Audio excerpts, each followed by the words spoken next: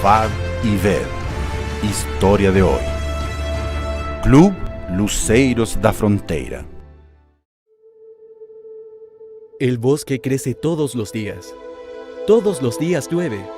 Todos los días hay sol.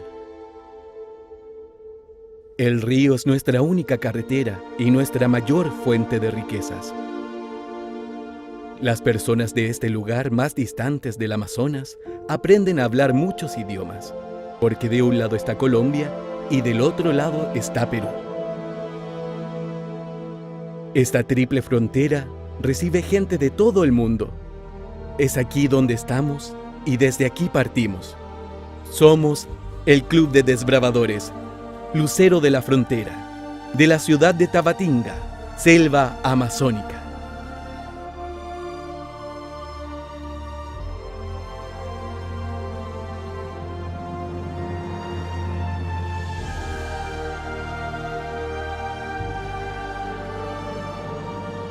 Todos los días yo pensaba, ¿cómo podría ir al Camporí sudamericano en Barretos? Y todas las familias se unieron para que esos niños realizaran el gran sueño de sus vidas. Directores, líderes y consejeros le dedicaron sus vidas a este proyecto. Nuestros mayores desafíos fueron la distancia y el costo del viaje. Para llegar al Camporí, tendríamos que viajar 5 días en barco hasta llegar a Manaus, tomar un avión a Sao Paulo y desde allí viajar 350 kilómetros en bus hasta la ciudad de Barretos. Seguimos adelante, economizando, recaudando fondos y consiguiendo auspicios. Mi experiencia ministerial como pastor fue tremendamente enriquecida al acompañar paso a paso a este maravilloso y bendecido proyecto de Dios. La euforia se apropiaba de todo el mundo, porque dentro de ese gran barco el sueño se estaba comenzando a realizar. Todas las cosas eran novedades para la mayoría de esos niños. Muchos de ellos nunca habían salido de Tabatinga a ningún lugar. El barco, el paisaje, los juegos, los momentos espirituales, todo era fascinante para el Club Lucero de la Frontera. Nuestra voz fue escuchada por más de 100,000 desbravadores y por todo el mundo a través de Internet. Y millones de personas oraron por nuestro viaje, oraron por nuestra vida, para que llegáramos y regresáramos con seguridad. El sueño se concretaba. Esos niños ya no eran los mismos. En ese momento, Tabatinga estaba en la cima del mundo.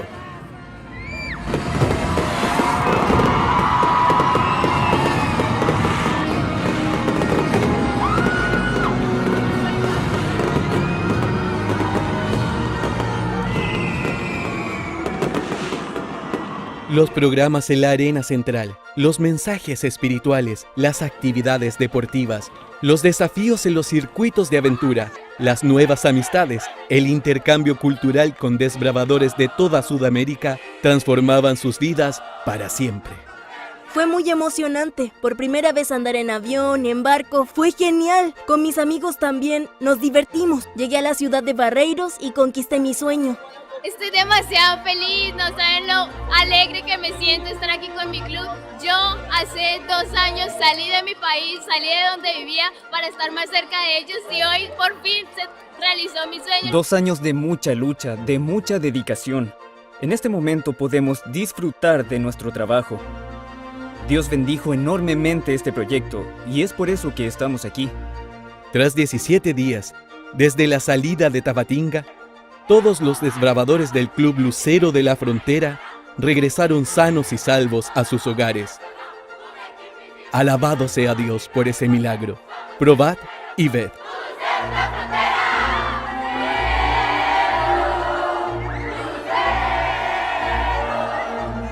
Y ahora, mis queridos hermanos, yo los invito a participar de este momento especial de adoración a través de los diezmos y las ofrendas. Que Dios los bendiga.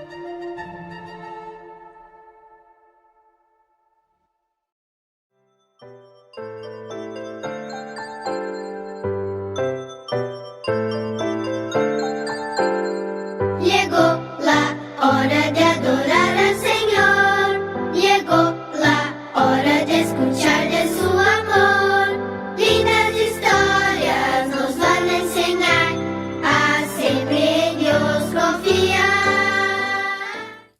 niños, qué gusto verlos nuevamente. La palabra que hoy aprenderemos será perseverancia. ¿Qué es perseverancia? La perseverancia es tener la fuerza, firmeza, paciencia y esperanza para no rendirse. El perseverante enfrenta dificultades, desafíos y espera sin desanimarse. Bueno, el personaje de hoy, o los personajes de hoy de la historia, nos van a enseñar qué es la perseverancia. La historia de hoy se llama Sin miedo al fuego. Y el versículo para memorizar es: en mi corazón he guardado tus dichos para no pecar contra ti. Ese texto lo encontramos en Salmos 119:11. Hubo un tiempo en el que buena parte del pueblo de Dios tuvo que vivir en Babilonia, un lugar donde las personas no amaban a Dios y no conocían sus milagros y su bondad.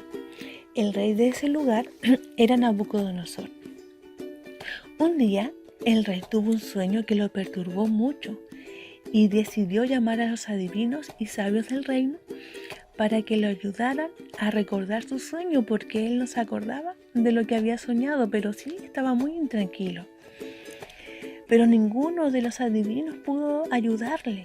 Entonces el rey se enojó mucho y mandó a matar a todos los adivinos de aquel lugar. Cuando Daniel se enteró, pidió tiempo al rey para que él pudiera interpretar su sueño, porque Daniel le iba a pedir ayuda a Dios. En ese momento Daniel se juntó con sus amigos y le pidió que oraran para que Dios respondiera a su oración. Entonces Daniel al tiempo siguiente se juntó con el rey y le dijo: oh rey, ya sé cuál es la interpretación de tu sueño. Tú soñaste con una imagen grande que era inmensa y cuya gloria era muy sublime. Estaba en pie delante de ti y su aspecto era terrible. La cabeza de esta imagen era de oro fino, su pecho y sus brazos de plata, su vientre y sus muslos de bronce, sus piernas de hierro, sus pies en parte de hierro y en parte de barro cocido. Y tú estabas mirando hasta que una piedra fue cortada no con mano e hirió la imagen en sus pies de hierro y de barro cocido y los desmenuzó. Entonces el rey se sorprendió mucho por la respuesta que le había dado Daniel y lo felicitó. Y pasó tiempo después que tuvo el sueño, ¿cierto? Pero en su cabeza le seguía dando vuelta la idea de que él era la cabeza de oro de aquel imperio que había soñado anteriormente. Entonces los sabios y adivinos de aquel lugar le dijeron: rey, ¿por qué no construyes una estatua si tú eres el rey más poderoso de la región? Entonces el rey mandó a construir esa estatua, pero completa de oro. Y además señaló que el que no se postre cuando escuche la música de la cítara, de la guitarra, ¿cierto?, del tambor, iba a ser echado al horno de fuego ardiente. En ese momento Daniel no estaba en aquel lugar, pero sí estaban sus 3 amigos y los mandó a llamar porque ellos no se habían inclinado delante de la estatua de oro. Y le dijo que si ellos no se inclinaban a tocar nuevamente las trompetas y la cítara y el tambor, iban a ser echados dentro del horno de fuego. Entonces ellos le dijeron al rey: he aquí nuestro Dios a quien servimos puede librarnos del horno de fuego ardiendo, y de tu mano, oh rey, nos librará. Y si no, sepas, oh rey, que no serviremos a tus dioses, ni tampoco adoraremos las estatuas que has levantado. Y dice la historia que el rey se enojó mucho y mandó a calentar 7 veces más el horno de fuego. Y amarró a los jóvenes, ¿cierto?, y los mandó a echar con los soldados al horno de fuego. Pero como estaba tan caliente, los soldados que llevaban a los jóvenes se murieron quemados. Pero a los jóvenes no les pasó nada Incluso cuando el rey miró por una ventana que tenía ese horno de fuego, vio que adentro no habían 3 personas, habían 4. Y dijo, el cuarto era semejante al hijo de los dioses. Y en ese momento los mandó a sacar. Y cuando los sacó, los jóvenes ni siquiera tenían olor a humo. Entonces el rey quedó sorprendido porque Sadrach, Mesach y Abednego habían estado con el mismo Jesús dentro del horno de fuego y Dios lo protegió. Entonces se sorprendió tanto que mandó otro edicto, y en este nuevo edicto decía que el que no adorara al Dios de Sadrach, Mesach y Abednego iba a ser quemado en el horno de fuego. Así vemos que Dios bendice a sus hijos. Cuando somos fieles, Él nos ayuda y nos protege de todo mal. ¿Les gustó la historia de hoy? Dios nos da una maravillosa promesa en su Biblia y nos enseña a través de las historias para que nosotros la apliquemos en nuestras vidas y también aprendamos a ejercer nuestra fe como lo hicieron los 3 amigos de Daniel. Ahora vamos a hacer la oración recordando el versículo de memoria que dice: en mi corazón he guardado tus dichos para no pecar contra ti. Salmos 119:11. Los 10 corderitos, ¿cierto? Tengo 10 corderitos que sueltos están. Los voy a encerrar y quietitos y calladitos para la oración que darán. Cerramos los ojitos y inclinemos el rostro. Querido Jesús, te agradecemos por tu infinita misericordia, porque tú eres bueno con nosotros, Señor, nos cuidas y nos proteges cada día. Pero en especial te agradecemos, Señor, por la inmensa historia, Señor, que nos dejan los personajes de hoy. Gracias porque ellos nos enseñaron a ser valientes, a ser firmes, a confiar en ti, Señor, ante cualquier circunstancia.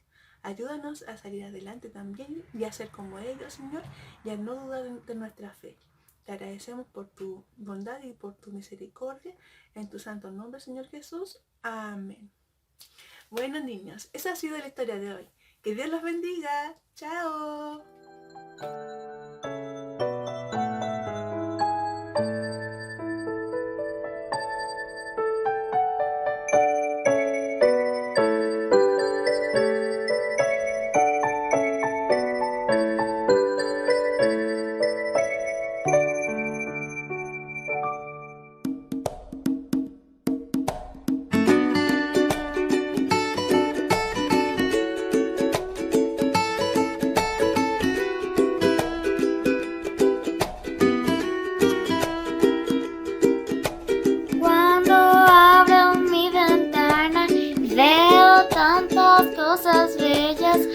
El sol, los pajaritos, unos novios que van bien juntitos.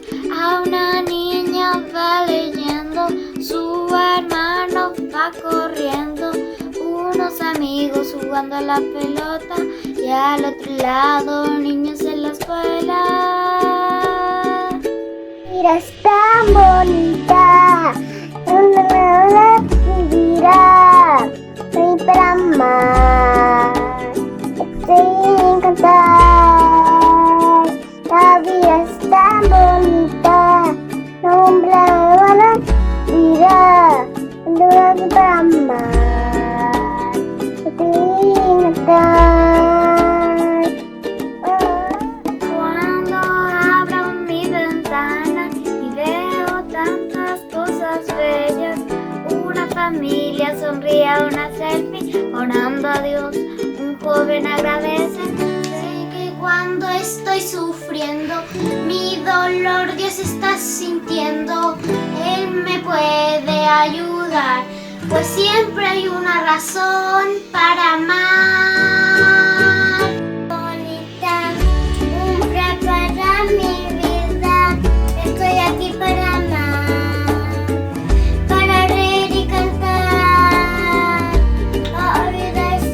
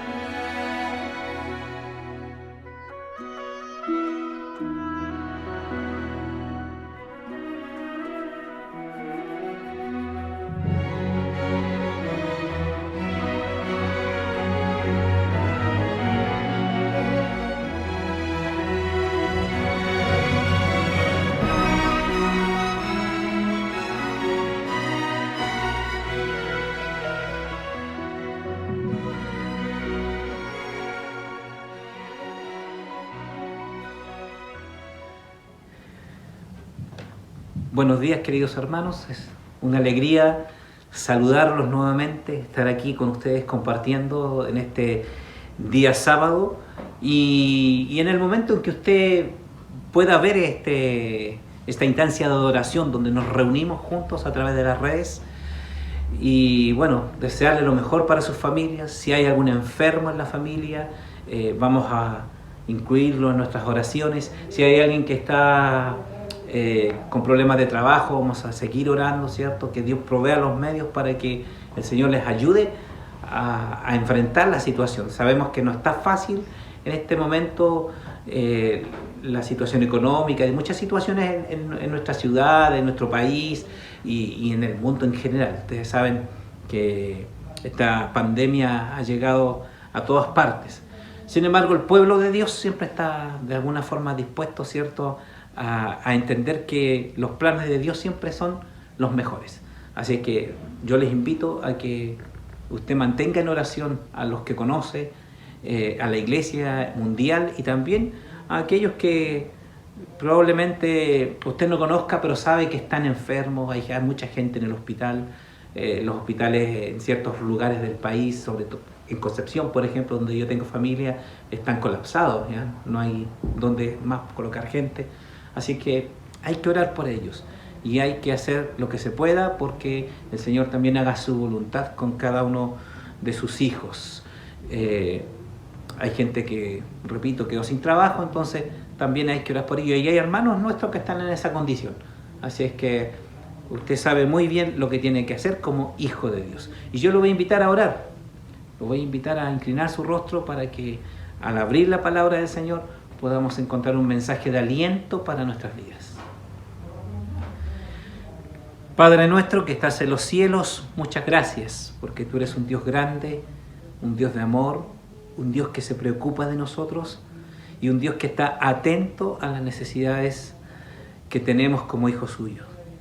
Padre eterno, vamos a abrir su palabra y queremos pedir que usted nos acompañe y que la reflexión y el buscar en las Escrituras un mensaje para nosotros sea significativo para el crecimiento espiritual de la Iglesia y para cada uno de nosotros, Señor.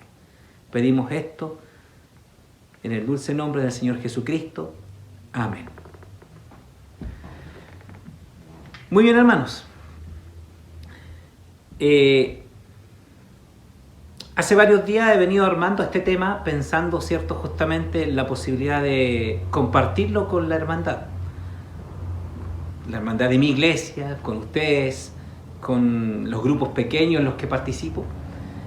Y estuve pensando en algo que me llamó la atención por una situación específica. Estaba yo viendo un programa de televisión donde aparece, ¿cierto?, la imagen de Jesús, obviamente un actor, ¿cierto? Y se hablaba allí de los milagros de Jesús. Yo les voy a invitar a abrir la Biblia. Allí en Marcos, el Evangelio según San Marcos, en el capítulo 1. Evangelio según San Marcos, capítulo 1, versículos 32 y 34. Marcos 1, 32 y 34. Muy bien, este dice así: cuando llegó la noche, luego que el sol se puso, le trajeron todos los que tenían enfermedades y a los endemoniados.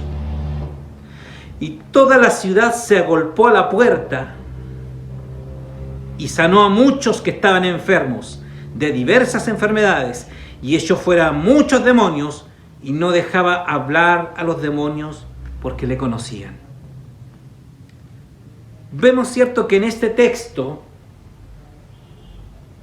dice aquí que cuando llegó la noche, cuando ya se puso el sol, le trajeron a los enfermos. Y saben, pienso yo en la situación de Jesús y me pregunto, a pesar de que nosotros hemos hecho mucho estudio teológico, ¿tenemos claro a qué vino Jesús a esta tierra? Claro, a lo mejor usted me va a decir, sí, Jesús vino a esta tierra a redimirnos, a sacrificarse por nosotros para que nosotros pudiéramos tener salvación. Claro, ese es el mensaje, lo tenemos clarito. Pero cuán significativo es para nosotros comprender aquello. Porque en el texto que acabamos de leer, dice, y allí en la versión Reina Valera, ¿cierto?, del año 60, hay un título, dice, muchos sanados al ponerse el sol. ¿Qué vino a hacer Jesús realmente? ¿Es simplemente decir que nos vino a salvar? ¿O es algo mucho más profundo? Y es allí cuando uno tiene que, querido hermano, comenzar a pensar qué fue lo que dijo el mismo Jesús. El mismo Jesús respecto a la misión que venía a cumplir. Y les voy a invitar a que vayamos al Evangelio según San Lucas ahora. Allí en Lucas capítulo 4. Lucas capítulo 4. Lucas 4, versículos 18 y 19. Y ustedes van a encontrar aquí un texto que es bien conocido, pero que muchas veces no es muy bien comprendido. Así que vamos a leerlo. Lucas capítulo 4, versículo 18. ¿Cómo dice allí? El Espíritu del Señor está sobre mí, por cuanto me ha ungido para dar buenas nuevas a los pobres. Me ha enviado a sanar a los quebrantados de corazón y a pregonar libertad a los cautivos y vista a los ciegos y poner en libertad a los oprimidos, a predicar el año agradable del Señor.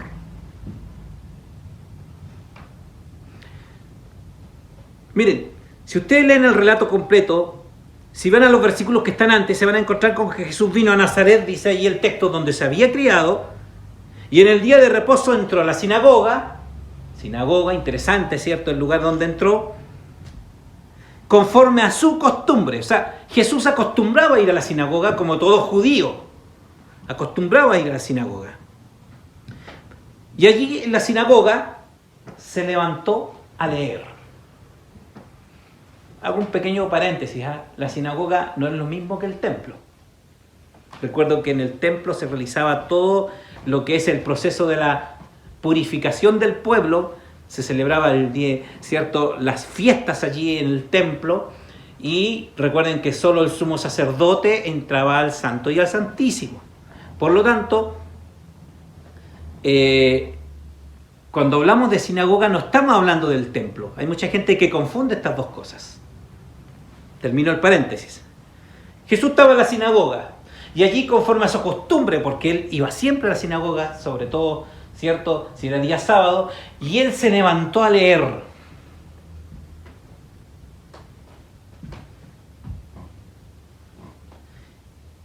Y el texto que acabamos de leer ahí en Lucas fue el que él leyó. ¿Dónde está este texto? ¿Ustedes saben de dónde lo leyó Jesús? Vamos a ir allí. Los voy a invitar a Isaías, capítulo 61. Isaías 61. Miren. Allí en Isaías 61, versículos 1 y 2. Miren lo que dice. El Espíritu de Jehová el Señor está sobre mí,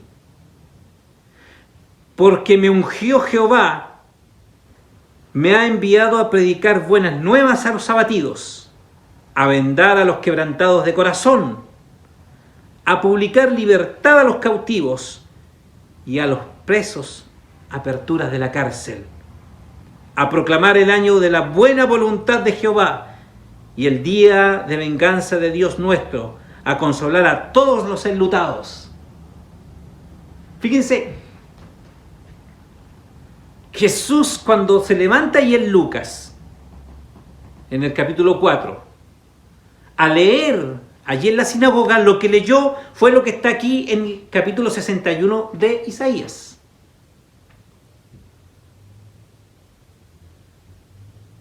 Y Jesús aclaró allí en Lucas cuál era su mensaje, cuál era su misión. Y si nosotros queremos entender cuál era la misión de Jesús, claramente tenemos que entender lo que Jesús leyó aquí en Isaías. ¿Y qué dice Isaías?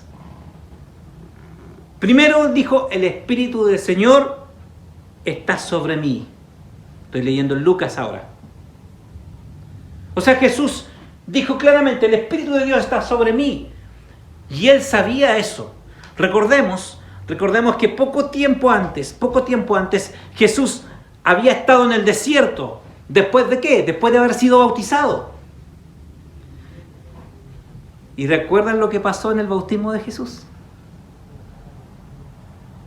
Yo siempre he dicho que en los bautismos es cuando se expresa la máxima presencia de Dios para nosotros. Porque cuando Jesús se bautizó, estaba Él, Jesús, nuestro Dios, Jesús. Estaba el Padre, porque el Padre apareció, dijo, este es mi Hijo amado en quien tengo complacencia. Y el relato bíblico dice que el Espíritu Santo descendió como paloma. Por lo tanto, en el bautismo de Jesús estaba la presencia completa de Dios. Dios Padre, Dios Hijo, Dios Espíritu Santo. Y por eso, hermanos, que nosotros, a pesar que con el tiempo, en la iglesia a veces nos acostumbramos a los bautismos, como que olvidamos el valor de lo que significa el bautismo. ¿Usted se recuerda cómo fue cuando usted se bautizó? A lo mejor ha pasado mucho tiempo, a lo mejor fue hace poquito. El bautismo es un momento especial, porque allí se manifiesta completamente la presencia de Dios. Pero miren, él dice, el Espíritu del Señor está sobre mí, porque él sabía que el Espíritu Santo estaba con él. Y dice él, ¿por cuánto? Dice, me ha ungido para dar buenas nuevas a los pobres. Aquí tenemos parte importante de la misión de Jesús. Buenas nuevas a los pobres.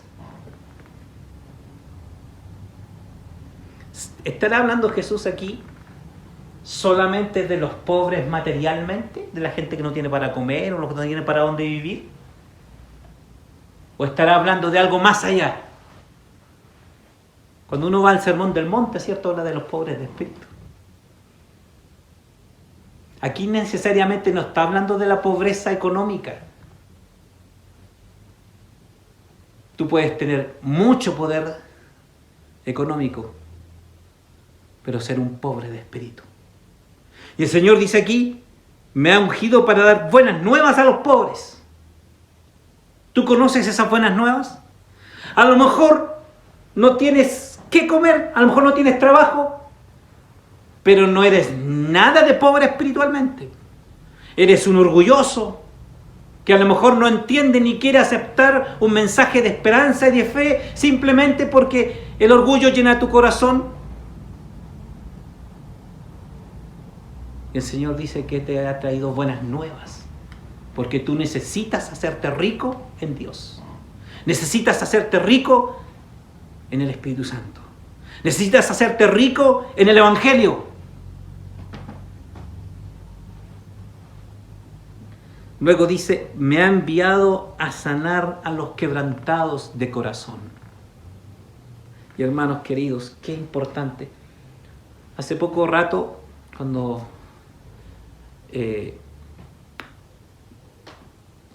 salí a dar una vuelta en mi auto, escuchaba en la radio una conversación respecto a la cantidad de suicidios que se están ocurriendo en este momento en el país producto de la pandemia.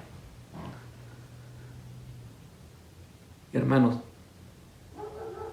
Jesús dice que Él ha venido a sanar los quebrantados de corazón. La depresión, hermano. La depresión es una enfermedad. La depresión nos provoca tristeza, la depresión es algo que puede matar a una persona. Quebrantados de corazón, gente que no tiene esperanza, hermano.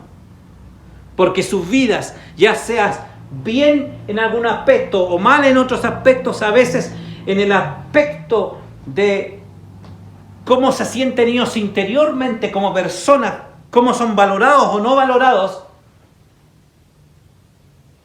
están sufriendo, queridos hermanos. Y Jesús dice aquí en su mensaje, cuando Él declara su misión, he venido a sanar los quebrantados de corazón. Y luego dice, a pregonar libertad a los cautivos.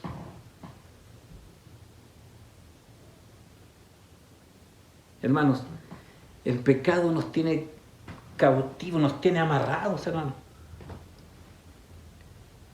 Cuando nosotros de alguna u otra forma estamos enraizados en situaciones de pecado, que a veces es muy difícil salir de allí. Díganle a un alcohólico si es difícil o no es difícil salir del alcoholismo.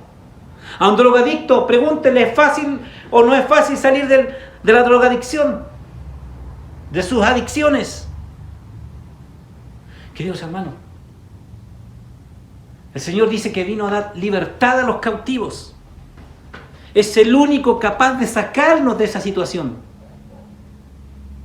Nosotros a veces tomamos estas cosas muy livianamente y no nos damos cuenta. La lucha interna que las personas tienen con sus propios pecados, con sus propios problemas, con sus propias situaciones.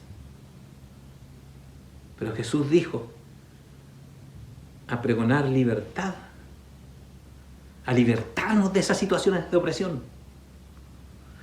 Miren, vista a los ciegos. ¿Por qué Jesús le dio tanta importancia a dar vista a los ciegos? ¿Por qué no dice que escuchen los sordos o que caminen los cojos? ¿Por qué le da importancia a vista a los ciegos? Hermanos queridos, es tan importante tener visión. La visión de poder ver los colores, poder ver todo esto. Quizás uno puede tirarlo al aspecto físico, al aspecto biológico. Pero cuando uno lo lleva al aspecto espiritual, uno se da cuenta de cuánta ceguera espiritual encontramos en el mundo. E incluso aquellos que dicen ver, no ven.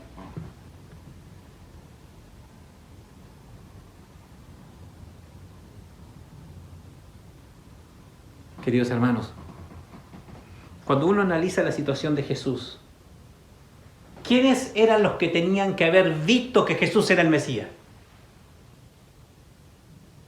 Los estudiosos de las Escrituras. ¿Quién eran los estudiosos de las Escrituras en los tiempos de Jesús? Los fariseos, los saduceos, los sacerdotes. Ellos eran los estudiosos de las Escrituras. Ellos tenían toda la posibilidad, tenían todas las herramientas para ver quién era Jesús y darse cuenta que Él era el Mesías. Pero no lo vieron. Es por eso que Jesús dice, vista a los ciegos, porque los ciegos necesitan ver. Cuando tú estás en oscuridad y no ves hacia ninguna parte, no ves nada, y de repente se abre una luz, tú sientes esperanza. Te das cuenta que es muy diferente estar en un mundo oscuro a un mundo con luz. Yo de repente pienso, ¿cómo habrá sido, por ejemplo, para el ciego Bartimeo, en algún momento de repente empezar a ver la luz? Y comenzar a ver los colores y darse cuenta de lo bello que es el mundo. Pero ¿saben qué una cosa? Cuando uno ya no es ciego, no solamente ve las cosas bellas, sino ve cosas que a uno no le gustaría ver. El dolor, el sufrimiento. Por eso que cuando Jesús dice dar vista a los ciegos, Jesús te está diciendo, hay mucha gente que no ve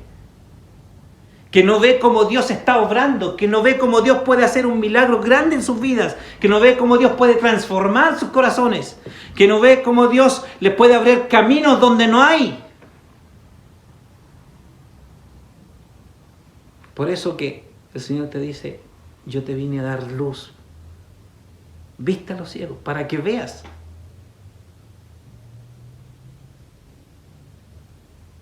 Si nosotros pudiéramos ver con vista espiritual, hermanos, veríamos la cantidad de ángeles que nos protegen de las acechanzas del enemigo. Pero también veríamos como muchos ángeles enemigos intentan hacernos caer. Y miren, dice aquí, a poner en libertad a los oprimidos. No solamente pregonar la libertad a los cautivos, sino que a poner en libertad a los oprimidos. O sea, una actitud pasiva nos lleva a una actitud activa. Los oprimidos, los cautivos, no solamente necesitan escuchar que deben ser libres y que Cristo vino a libertarlos, sino también deben ver en nosotros una actitud activa. Debe ver en nosotros la capacidad de poder llegar a ellos con un mensaje que es más allá que simplemente palabras, sino que es una acción de amor movida solamente porque Dios nos ama y porque Él nos dice a nosotros, yo te amo, pero tú tienes que amar también a tu prójimo. Valga la redundancia, una actitud no pasiva, sino una actitud que nos lleva a hacer cosas por los demás. Y estas cosas por los demás surgen del amor, surgen de la fe, de la confianza en Dios. Y miren una cosa, cuando Jesús da a conocer su misión, termina diciendo y predicar el año agradable del Señor. Pero si ustedes miran ahí en Isaías 61, se van a dar cuenta que Él dice, Jesús no lo dijo todo. No agregó algo que dice en el capítulo 61. Mire el versículo 2 del 61. A proclamar el año de la buena voluntad de Jehová, el día de la venganza del Dios nuestro, a consolar a todos los enlutados. Pregunto yo, ¿cuándo Dios va a consolar a todos los enlutados?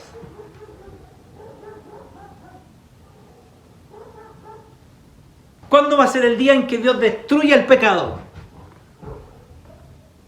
De una u otra forma, en este versículo está hablando del juicio de Dios. De una u otra forma está hablando del día en que Cristo ha de venir a redimir a su pueblo. De aquel día también en que Dios ha de destruir el pecado, al enemigo y todos los que están con él. Por eso, queridos hermanos, nosotros debemos tener una actitud, un actuar con la fe verdadera. Miren, vamos a leer otro texto. Ustedes se van a dar cuenta de algo interesante allí. Vamos a San Juan capítulo 20. Evangelio según San Juan capítulo 20. Versículos 30 y 31. Miren lo que dice. Hizo además Jesús muchas otras señales en presencia de sus discípulos, los cuales no estaban escritas en este libro, pero estas se han escrito para que creáis que Jesús es el Cristo, el Hijo del Dios, y para que creyendo tengáis vida en su nombre. Miren, el versículo 30 dice que Jesús hizo muchas otras cosas que no se escribieron.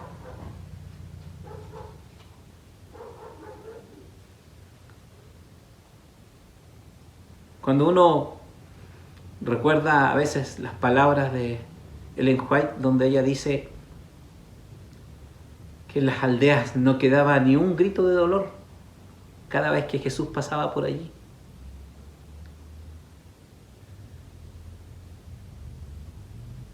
Pero ¿cómo debemos actuar nosotros ahora, entendiendo que lo que Dios quiere es transformarnos según la misión que a Él se le encomendó?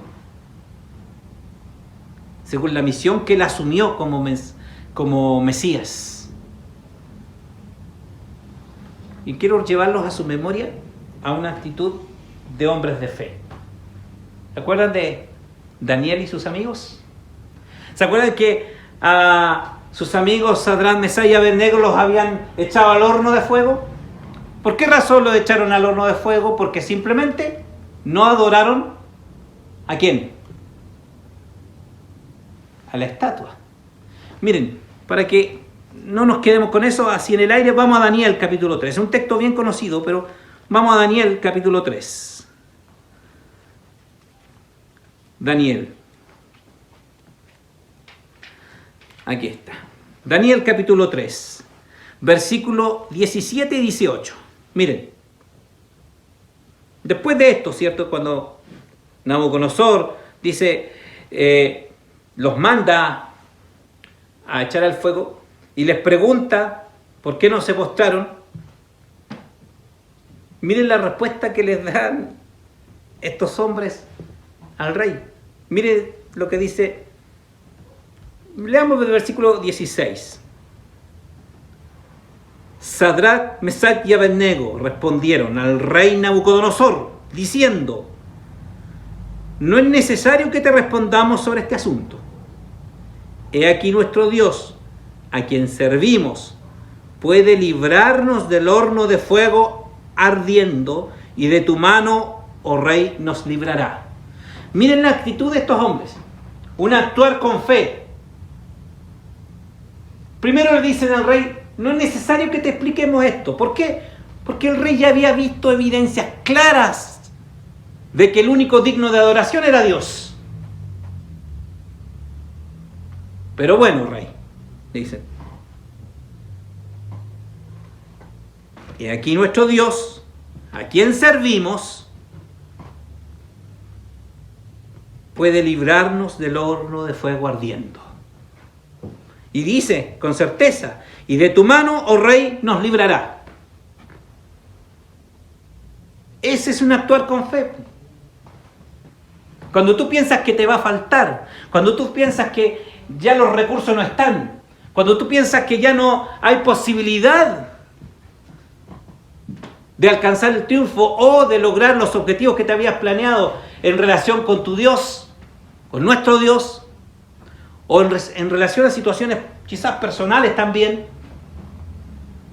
tienes que actuar con fe, tal cual estos hombres. Sepa, Nabucodonosor, que no nos vamos a inclinar, porque tú sabes bien por qué no lo vamos a hacer. Sin embargo, sabemos que Dios nos librará de tu mano. Pero ¿saben una cosa? Ustedes saben que siempre existe la opción de que eso no ocurra. Y miren lo que dice el versículo 18. Miren cómo respondieron estos hombres. Y si no,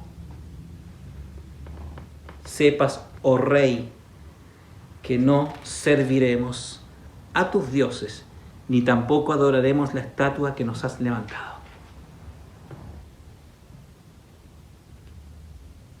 Interesante, hermanos, porque ellos actuaron con fe diciendo: Dios nos va a librar, Dios nos va a rescatar de tu mano. Pero luego les dicen, sabiendo que Dios podría tener otra forma de ver la cosa, otra forma de ver la situación, pero ellos estaban convencidos de que Dios iba a hacer lo mejor con ellos. Y es por eso que en su respuesta ellos le dicen: y si no, o sea, si Dios no decide sacarnos del horno de fuego, si Dios decide que nosotros nos muramos ahí, nos vamos a morir. Pero si esto es así, aún así nosotros no te vamos a servir, rey, ni vamos a adorar tus dioses. Interesante la respuesta. ¿Se han dado cuenta que nosotros a veces condicionamos a Dios? No, yo voy a aceptar su mensaje si es que esto se me cumple. No, que me han pasado tantas cosas malas, no, Dios no existe. Oh, no, yo ya no confío en Dios porque, he hecho esto, otro por ayudar a los demás, todo el asunto, y siempre me devuelven mal. Aquí vemos a 3 hombres que estaban enfrentados a la muerte y actuaron con fe.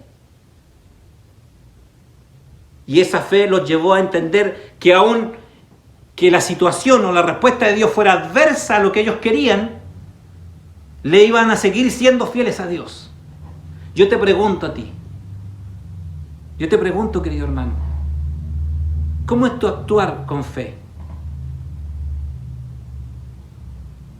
¿Puedes entender tú que a veces Dios simplemente no responde como nosotros deseamos? Es difícil, ¿cierto? Sobre todo cuando se trata de enfermedades. Dios actúa de otra forma a veces. Y a veces no entendemos la respuesta de Dios. Y yo les quiero ser honesto. Hay respuestas en las que Dios simplemente va a guardar silencio.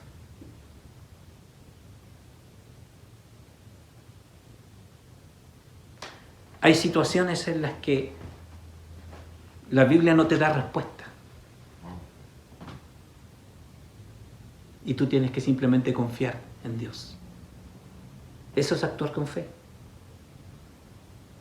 ¿Te has preguntado alguna vez por qué algunas personas ya no están con nosotros porque tuvieron que bajar al descanso antes? Puede que tú tengas preguntas que nunca van a ser respondidas y a lo mejor se las quieras hacer a Dios cuando ya podamos estar con Él en la eternidad. Yo le tengo preguntas a Dios.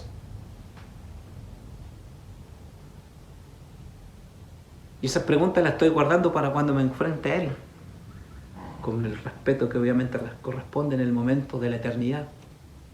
Y decirle, Señor, ¿por qué? Aunque ya, como que ya entiendo la respuesta de Dios.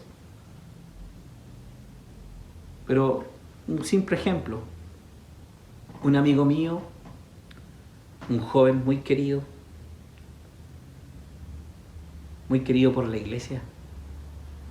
No acá de Valdivia. Esto fue antes que yo llegara a Valdivia.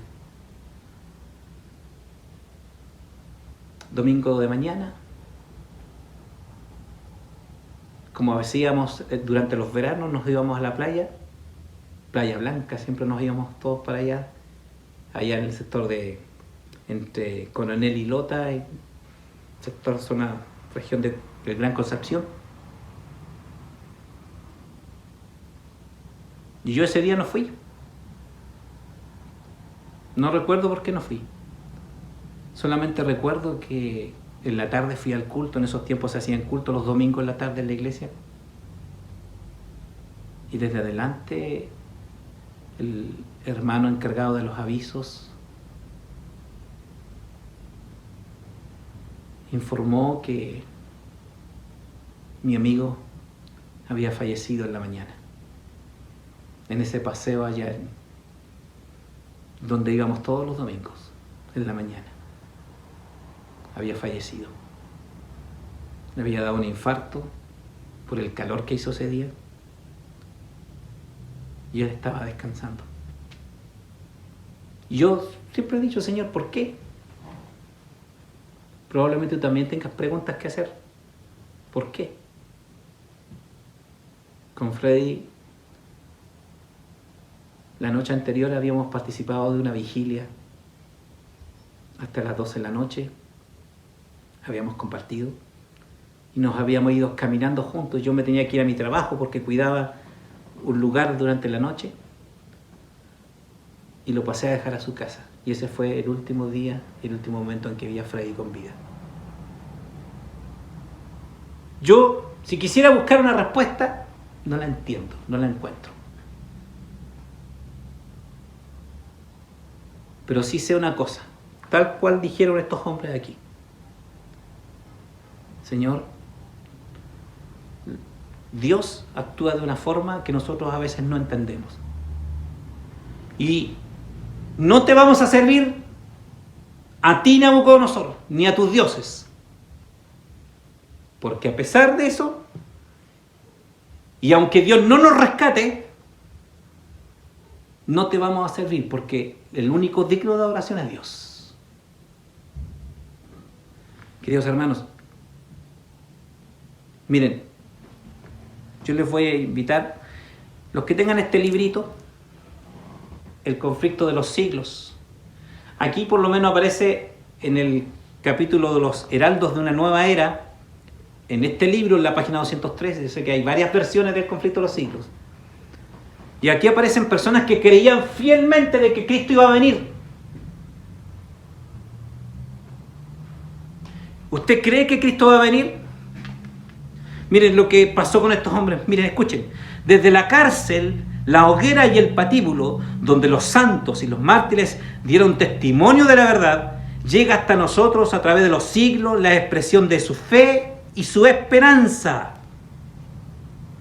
Estaban dispuestos a bajar a la tumba con el fin de que pudiesen resucitar libres. Esperaban al Señor que debía venir del cielo en las nubes con la gloria de su Padre, trayendo para los justos el reino eterno. Y aquí habla de los valdenses, habla de Wycliffe, habla de Lutero, habla de Melanchthon, habla de Knox, habla de Baxter.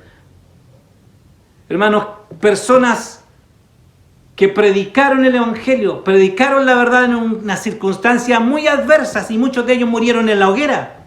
Hus, Jerónimo, murieron en la hoguera, predicando la verdad, predicando el Evangelio, y con la seguridad de que Cristo volvería a buscarlos. Eso es actuar con fe, hermanos. Eso es actuar con fe.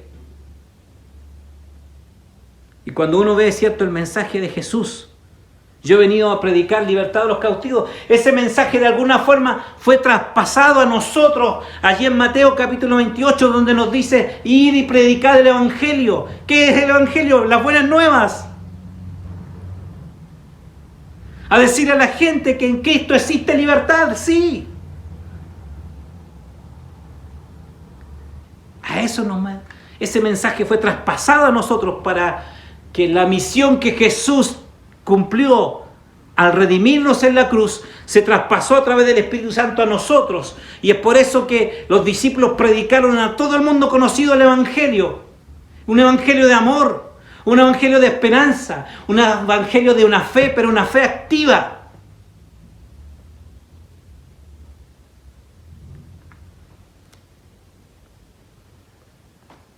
Miren, hermanos,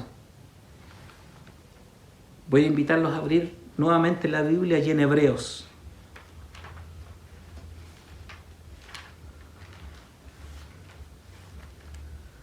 Hebreos capítulo 13. Versículos 5 y 6. Mira lo que dice.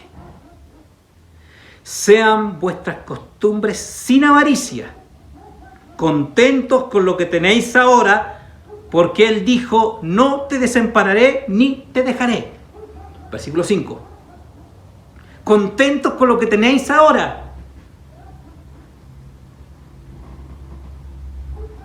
Porque Él dijo: no te desampararé ni te dejaré. Cuando uno lee la oración allí en San Juan, la oración que hizo Jesús por sus discípulos, que se extiende hasta nosotros, Él dijo que Él estaría con nosotros todos los días hasta el fin del mundo. Y aquí el versículo reitera eso en Hebreos capítulo 13, versículo 5, nos dice: no te desampararé ni te dejaré. O sea, en las circunstancias difíciles de tu vida, el Señor aún allí nos dice que no nos va a dejar ni nos va a desamparar.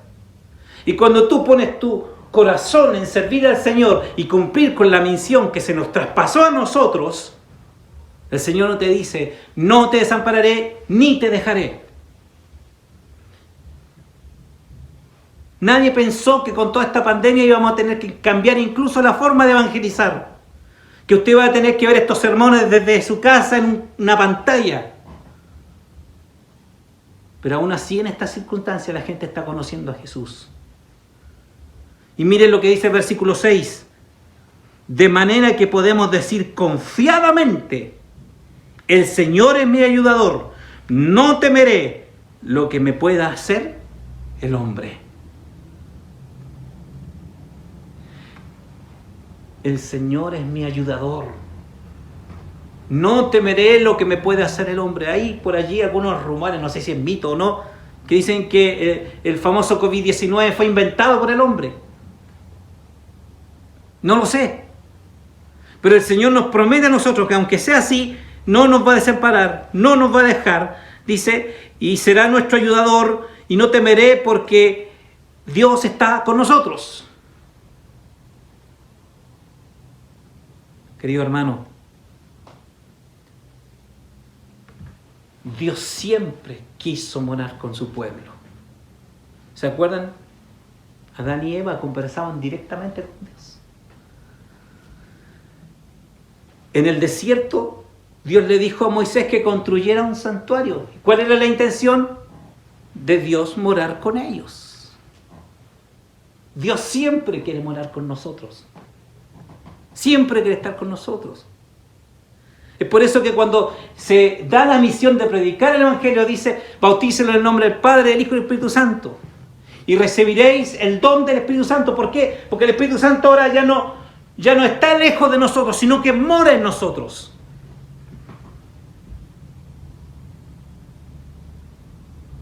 Y el Espíritu Santo quiere hacer maravillas con usted, pero usted tiene que dejar que el Espíritu Santo obre. Queridos hermanos, Dios siempre quiso morar con nosotros, siempre ha querido morar con nosotros. Y miren lo que voy a decirte. Escuché estas palabras el otro día de un predicador que me parecieron interesantes. Dice así, nunca interpretes nuestra insensibilidad con ausencia. Se lo repito, nunca interpretes nuestra insensibilidad con su ausencia. El mundo, hermano, está tan lleno de pecados que a veces nos comenzamos a convertir en insensibles y ya no nos provocan dolor algunas cosas que antes sí nos provocaban dolor.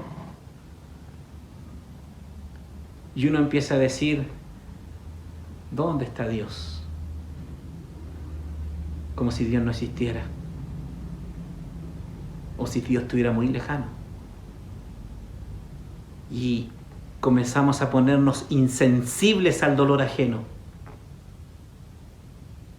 Y este predicador decía, nunca interpretes nuestra insensibilidad con su ausencia. Dios está presente, el que se pone insensible soy yo. Es por eso que el Señor dice que vino a dar vista a los ciegos, para nosotros veamos la realidad y no perdamos esa sensibilidad de ser hijos de fe, creyentes, y teniendo claro cuál es nuestra misión y poder ver a la gente que necesita a Jesús. Mira,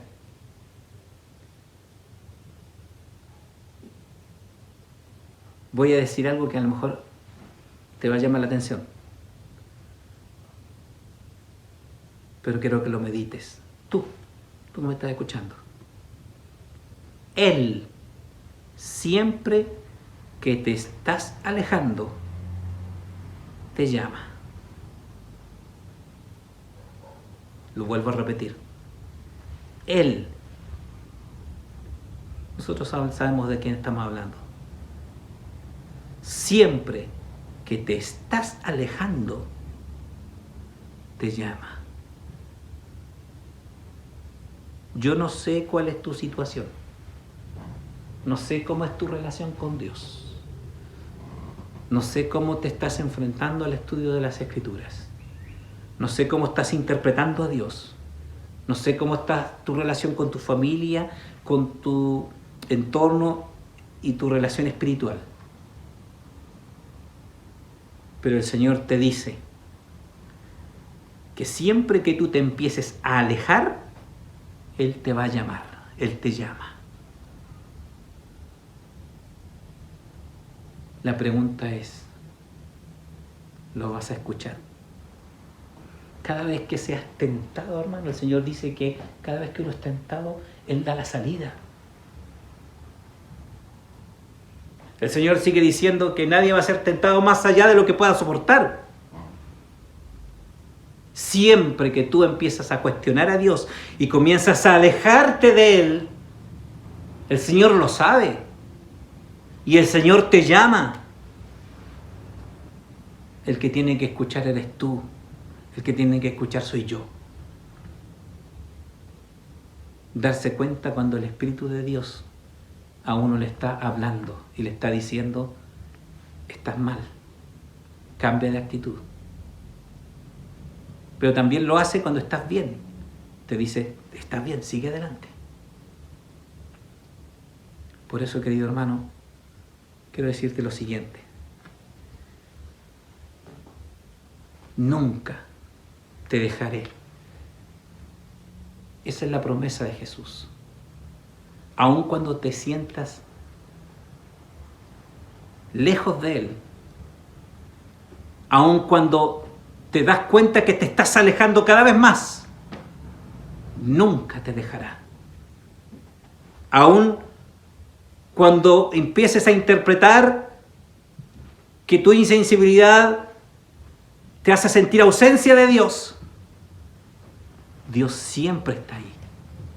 Así como sanó a toda esa gente cuando Él estuvo aquí, Jesús, humanamente, como hombre. Así como ayudó a Sadrach, Mesach y Abednego. Así como le dio esperanza a los valdenses y a todos aquellos que predicaron el Evangelio y murieron por la causa. Dios siempre está y estará contigo. Y la misión que Él vino a cumplir se seguirá cumpliendo a través de su pueblo y a través de la obra del Espíritu Santo en las personas. Tú solamente tienes que cumplir su misión. El Señor es grande. El Señor te ama. Y el Señor solamente quiere que tú seas un hijo fiel. Y Él quiere bendecirte. Él quiere cuidarte.